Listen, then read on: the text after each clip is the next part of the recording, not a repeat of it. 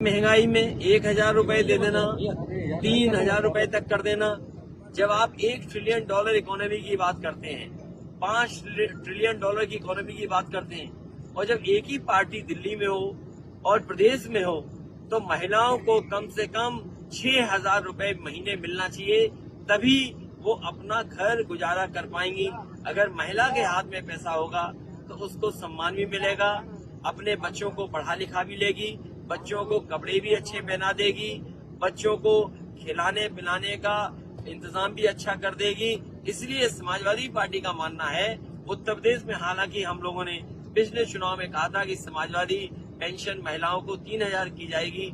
हमें खुशी इस बात की कि देश में सबसे पहले अगर पेंशन देने की योजना, और खासकर गरीब महिलाओं को, आदिवासी और पिछड़ी दलित महिलाओं को किसी ने शुरू किया था तो समाजवादी लोगों ने किया था, और वही उदाहरण दूसरे प्रदेशों में बनाए। समाजवादी पार्टी का मानना है कि जब तक 6,000 रुपए आप नहीं दोगे, तब तक हमारी माँ अपने बेटों को, बच्चों को देखभाल पढ़ाई नहीं करा पाएगी, न घर का इंतजाम कर पाएगी।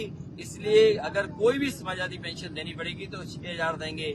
जहाँ तक बिजली को लेकर के बड़े बड़े सपने दिखाए गए हैं कि हमने देश का नहीं, हो सकता है दुनिया का भी सबसे बड़ा सोलर प्लांट लगाया हो, लेकिन सोलर प्लांट लगने से नहीं सवाल है।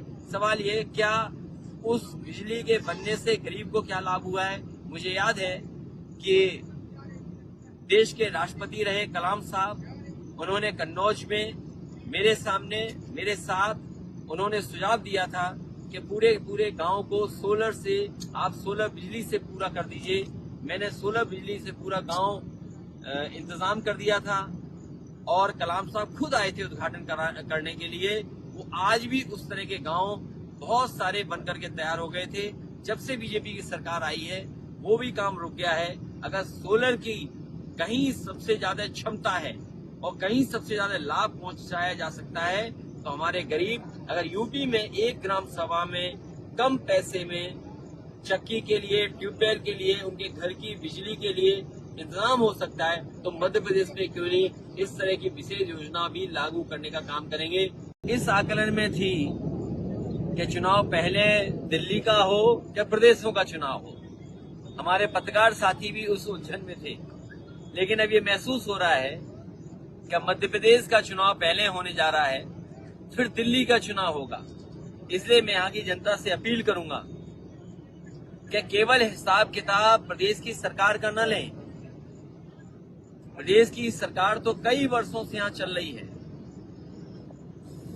और दिल्ली की सरकार ने इतने वर्षों किसी एक पार्टी को अगर मौका मिल जाए तो वो प्रदेश न जाने किस ऊंचाई पर दिखाई देगा। मुझे दुख है इस बात का कि दिल्ली में भी सरकार होने के बाद भी और प्रदेश सरकार में होने के बाद भी मध्य प्रदेश में महिलाओं का उत्पीड़न, महिलाओं के साथ अन्याय, बेटियों के साथ अन्याय, आदिवासियों के साथ अन्याय, और खासकर दलित महिलाओं के साथ जो अन्याय हो रहा है, उसमें सबसे आगे अगर कोई प्रदेश दिखाई दे रहा है तो मध्य प्रदेश दिखाई दे रहा है। इसी तरह बेरोजगारों की संख्या में भी मध्य प्रदेश आगे है। जो किसानों को सुविधा देने की बात बीजेपी ने कही, पूरे देश में कहा कि किसानों की आय दोगुनी कर देंगे, लेकिन आज भी जब चुनाव होने जा रहा है, इतने वर्षों के बाद भी किसानों की आय दोगुनी नहीं हुई।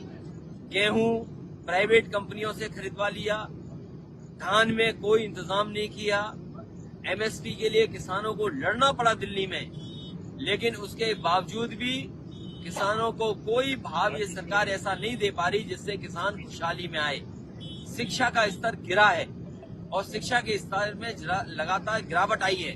सरकारी स्कूल और सरकारी विद्यालय बंद हो रहे हैं। इसका मतलब ये है कि प्राइवेट की तरफ बीजेपी जनता को लेकर के जा रही है।